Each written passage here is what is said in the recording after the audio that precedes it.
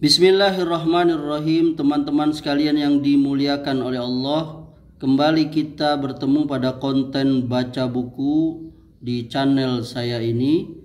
Kali ini buku yang akan saya baca adalah sebuah buku yang berjudul Al-Quranul Karim wa Tafsir, Al-Quran dan Tafsirnya, Jilid 3, Juz 7, 8, 9, Kementerian Agama RI tahun 2010.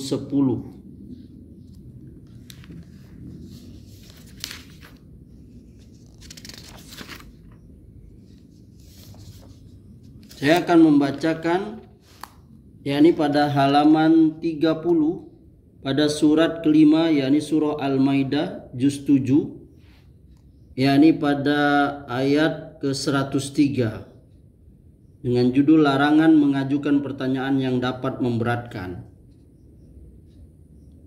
Allah Subhanahu wa taala berfirman, "Ma ja'alallahu min bahirati wala saibati wala wasilati wala ham walakinnal ladzina kafaru yaftaruna 'ala Allahil kazib wa aktsaruhum la ya'qilun." Allah tidak pernah mensyariatkan adanya bahirah, sa'ibah, wasilah dan ham. Tetapi orang-orang kafir membuat-buat kedustaan terhadap Allah, dan kebanyakan mereka tidak mengerti.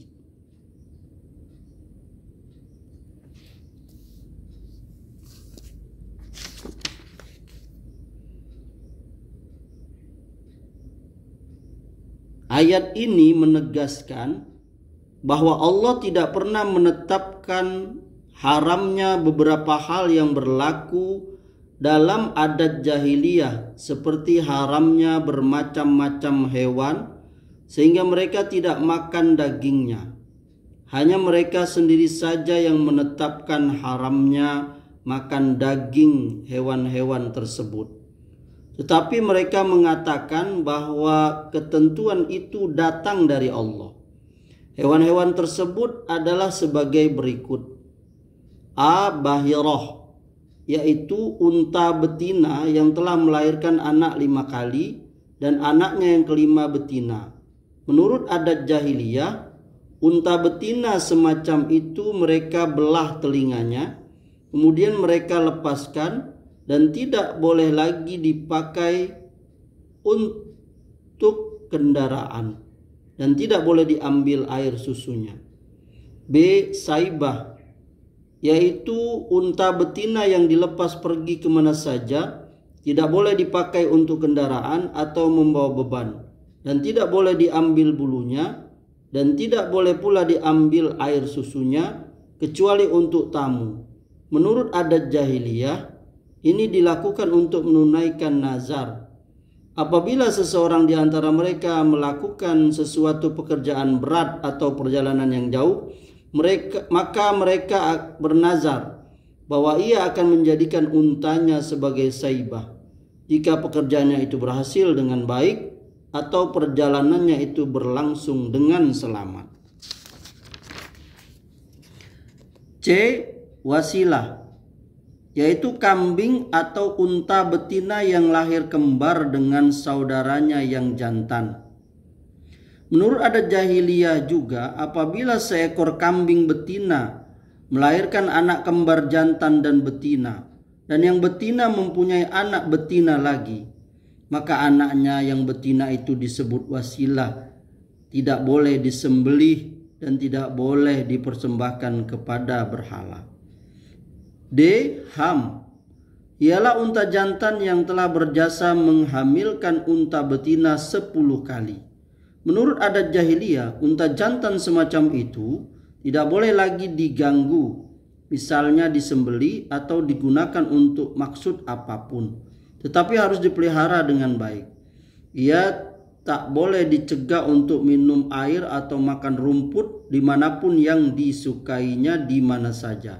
Demikianlah antara lain beberapa adat jahiliyah mengenai bermacam-macam hewan yang tidak boleh dimakan.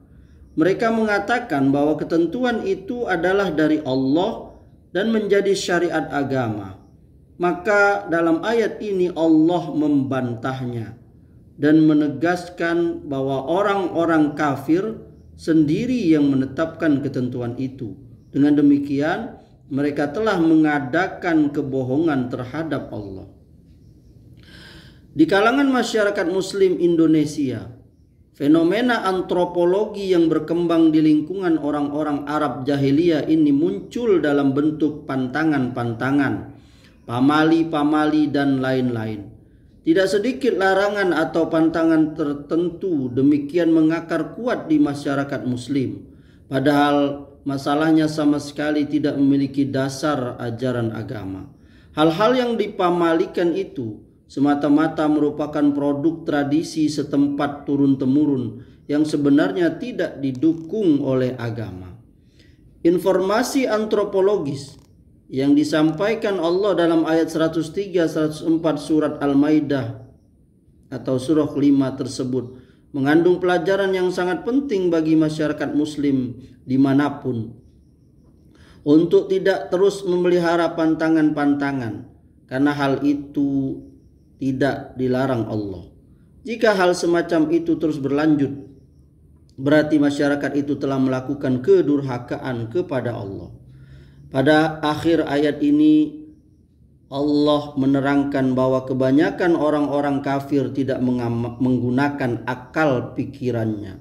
Sebab jika mereka mau menggunakan akal sehat mereka, niscaya mereka tidak akan membuat kebohongan terhadap Allah, dan juga tidak akan mengharamkan apa yang tidak diharamkan Allah. Menurut riwayat dari Ibnu Jarir, Abu Hurairah telah berkata, "Aku mendengar Rasulullah bersabda kepada Aqsam bin Al-Ja'un, 'Hai Aqsam, neraka telah diperlihatkan kepadaku. Maka tampak olehku dalam neraka itu Amru bin Luhai, Ibnu Qam'ah bin Kinzif sedang menarik ususnya. Maka aku tidak melihat seorang pun selain engkau yang lebih mirip dengannya.' Maka Aqsam berkata, 'Aku merasa takut kalau kemiripanku dengannya akan mendatangkan suatu bahaya atas diriku.' Rasulullah menjawab, 'Tidak, sebab engkau mukmin, sedang dia kafir. Dialah orang pertama yang mengubah agama Nabi Ismail, dan dialah orang pertama yang menetapkan ketentuan tentang bahirah, saibah, wasilah, dan ham.'"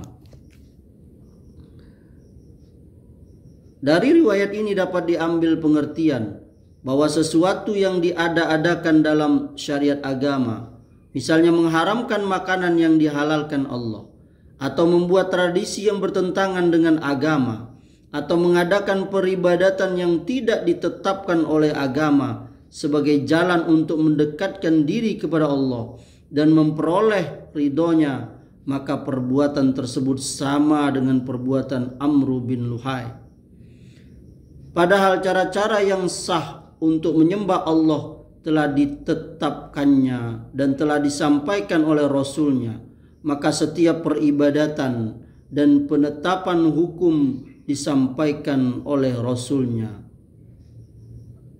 Maka setiap peribadatan dan penetapan hukum haruslah berdasarkan nas Al-Quran atau ketetapan Rasul.